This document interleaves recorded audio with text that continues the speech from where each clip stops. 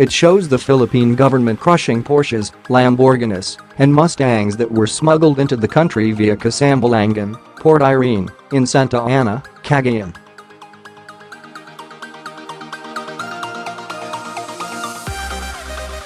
President Rodrigo Duterte watched on proudly as the vehicles, reportedly worth more than £4 million, were scrapped.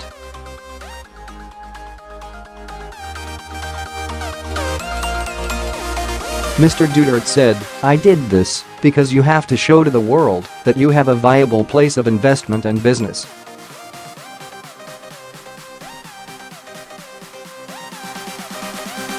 And the only way to show it is that you are productive and that you have the economy to absorb the productivity of the population.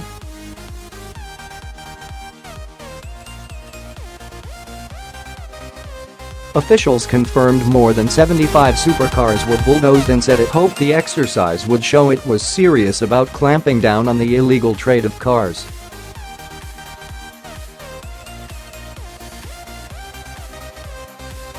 Mr. Duterte added the exercise proved the Philippines was prepared to show to the world that we have a viable place of investment and business.